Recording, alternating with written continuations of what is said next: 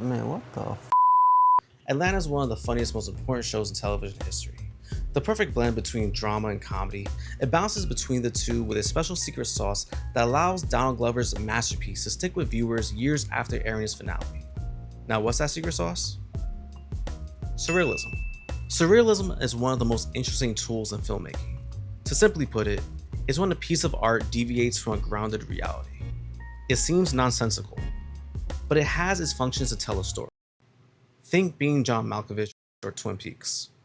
Surrealism feels like a dream in the sense that there are no rules to dictate what the audience is seeing. Atlanta feels like it exists in its own world, where black Justin Biebers exist, people house alligators, and Tom Hanks' son speaks with a Trini accent. The show is one of a kind, and its breakaway from reality is what makes the show so special and engaging.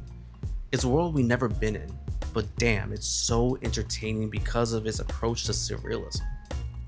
The thing is, surrealism wasn't really represented in the pilot. It was only a few episodes later when we truly understood the mastermind that is Donald Glover, where he takes the uncomfortable reality of Atlanta and hits us with a left hook, or more like an invisible car. Hey, editor Matthew here from my post-production desk. I wanted to put a little note here. There are so many great surrealism videos about Atlanta on YouTube.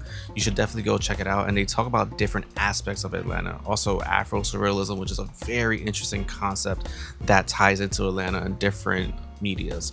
I really talk about the beginning of surrealism, or what I believe the beginning of surrealism is for Atlanta, but definitely check out those videos after this. And yeah, enjoy the video. I love you guys. Thank you for watching. I love you. Have a good day. I love you. Bye.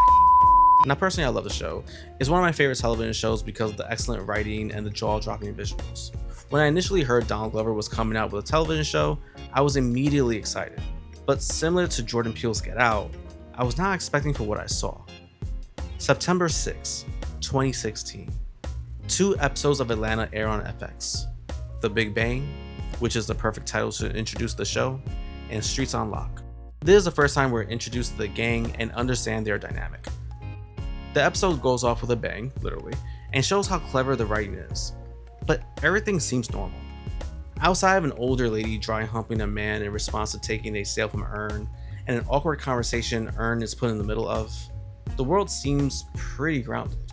The comedy is great, the stakes are well defined, and the characters are all interesting, and the world looks fantastic through Hiro Murai's camera lens. Each week drops another episode, and Donald Glover's creative vision is shown in full gleaming effect. As an audience and fans of his work, we're finally able to pull him away from the image of Troy and Community and follow his hero's journey. But with each episode, something feels a bit off. Like the tether to our world in Atlanta is only connected by its seams. We have black Justin Bieber peeing on the wall with everyone praising his immaturity, a kid in full-on white face taunting Van, and 4 amigos, rest in peace Takeoff. Still, it's only slightly different from our reality. That's until October 11th, 2016. Atlanta airs one of its most ambitious and funniest episodes to date. It's a beautiful fusion between sketch comedy and parody. It's an episode that would work extremely well in the I Think You Should Leave universe, Tim Robinson's Emmy Award-winning show on Netflix. October 11th, 2016, America is introduced to the episode BAN, or BAN, or the real meaning of the acronyms. A term that if you're from an inner city like myself, you've heard many times and know the definition of such a flattering label. The episode is shot differently. Gone is the super artistic cinematography that served for eye candy for the first half of the season. Now we are replaced with this public television aesthetic, camera and lighting and all. The episode starts off with a fake commercial with a couple others sprinkled in. And honestly, they're so well done that for a brief moment you probably wouldn't think it's part of the episode. Then we enter the main segment of the show, a roundtable talk show where they bring people from different backgrounds to speak on a subject. At first, we're introduced to the host of the show, then cut to a professor, then cut to Al. At this point, we realize something feels off. The previous episodes, we've seen Al through the lens of Hiro Murai's camera, so seeing him in this setting feels, well, off.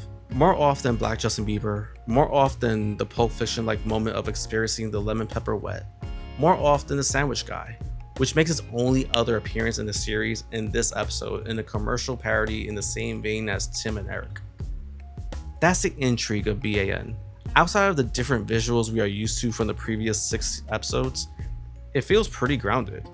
The table talking points feel plausible, and the commercials feel real. We get through the episode, which won a well-deserved Emmy for writing and directing, and that's it. Another phenomenal episode, but a weird one from Atlanta. The following week, we get the club. We're back to the beautiful cinematography we've grown accustomed to, and the 3 of the main characters are back in the fold. The previous episode isn't mentioned, and outside of a cat and mouse game Earn plays with a sleazy club owner, it feels easily grounded in a reality we can understand. With half of the season already in the bag, we feel confident that we understand the show. There will be moments of undefinable fun, and we'll probably get an ambitious episode here and there. The episode starts off with series favorite Darius talking about Future's invisible car. A quick joke that could be just a throwaway line, but after that, the episode continues with everything completely grounded. Al is set for a club appearance, but things aren't going well. Earn is struggling to find the club owner for their payment, and Darius, well, just can't get back to the VIP section because he didn't have his wristband. Out of all the episodes in the season, this feels like a smooth ride, especially with the previous week's episode. The episode plays through, the stakes and the problems are resolved, and we are left with the final 2 scenes to bring us home to the final quarter of the debut season. Another solid one, until it happens. Atlanta finally shows the audience what it's really about. Outside of the club, we see Earn and Al joking around, a generally pleasant sight due to the undeniable chemistry of Donald Glover and Brian Tree Henry. Then we hear gunshots. Gunshots aren't new to Atlanta, so this doesn't seem off. But in the next few minutes, we see it.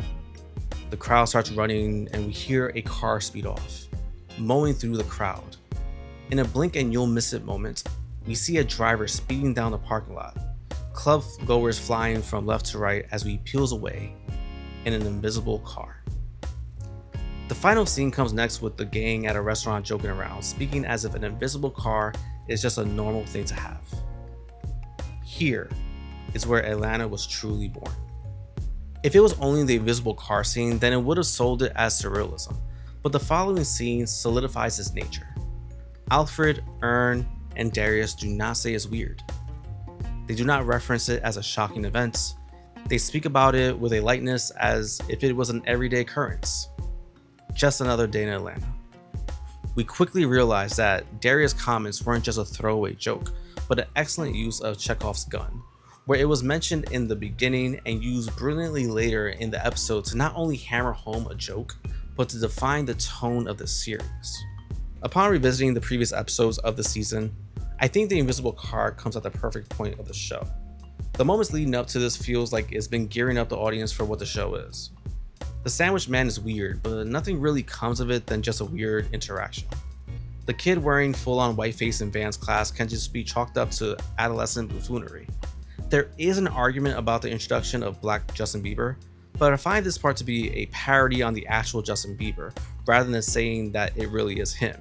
If they made him sing an actual song of his or reference something with Justin Bieber, then maybe I would define it as the introduction of surrealism in Atlanta, but I feel that the ending of the club is what gears the audience for what's to come. Everything seems plausible up to this point, but seeing a bunch of people being mowed down by an invisible car, that's a different story. I remember being in a TV writing class and the professor saying that this was one of the greatest moments he's seen on television. And I have to agree. It comes out of nowhere, but it's referenced in the beginning. You don't expect it to happen, but when it does, it's like a rewind moment to make sure you saw what you saw. It's eye-popping, it's hilarious, and best of all, it's great television and an excellent use of surrealism. And is brilliantly placed in the lineup. It comes right after BAN, the episode to define the show's ambition, and starts to get the audience to understand where Donald Glover's mind at with this show. The invisible car is where Atlanta is born, and it opened up more storylines like Aaron the biracial kid, and of course, Teddy Perkins. It showed us that anything is possible in this world, that this world is something that we are not familiar with. Anything is possible in Atlanta. Donald Glover once mentioned that he wanted to make a show like Twin Peaks, but with rappers. And I think that's what Atlanta is and so much more, thanks to a joke about an invisible car. Till next time, be good to each other.